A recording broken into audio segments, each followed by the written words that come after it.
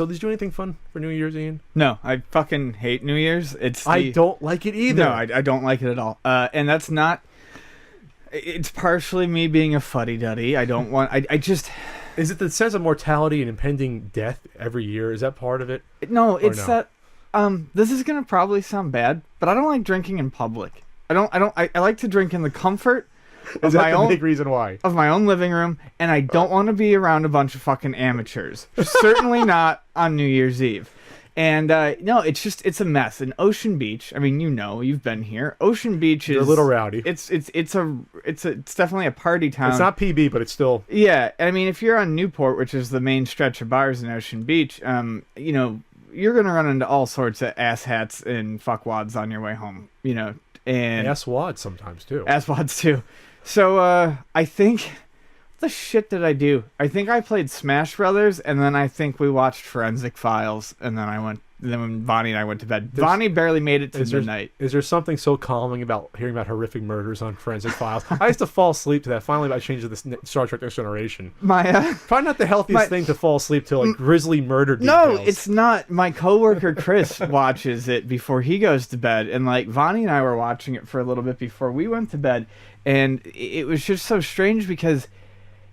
I learned to kind of hate the show because they take these horribly grisly murders, but this was a show that was it was on Crime TV or whatever it was on like Crime TV. It was on for like 13 years. Yeah, it was on for a long time. But what I'm getting at is it was on a basic cable station, so they had to.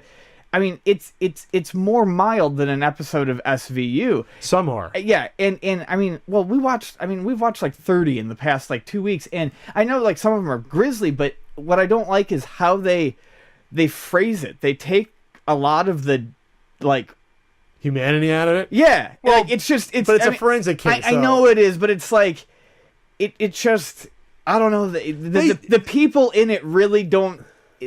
There's no I don't know. It's a lack of emotion. They add it back, and usually they go over the victim like, oh, it was a father of 3, blah blah. Like they will say like this was a person with a family, blah blah blah blah. Yeah. But at that point, it's about how do they solve this? You're thinking like a detective. It's like how you're going to solve this case. And I do like that. I've always liked detective shows, whether real or fake, because I do get into that. But it's just so cold, and I think the fact that it's based on the real cases that's what kind of made me feel weird about it. But that's also why I mean, I know plenty of people who've said, "Oh, I fall asleep to Forensic Files." It's because the narrator drones and the scientist drone, and I mean, it is something that you'll just turn your head off to. Did you know there was an Ocean Beach case? Did you know that? Doesn't surprise me at all, but no, I did not know that. We can go over right now, real quick, if you want, or later. Well, I'll tell you later. It's really interesting. Okay. Really interesting. And actually, the case helped the guy get off on a lesser charge. Actually, they retried it, so it's very interesting. It was like a self-defense case. Anyway, that's a segment in and of itself. It's almost a segment. How much we love Forensic Files. That's the bonus segment for the Patreon. Yeah.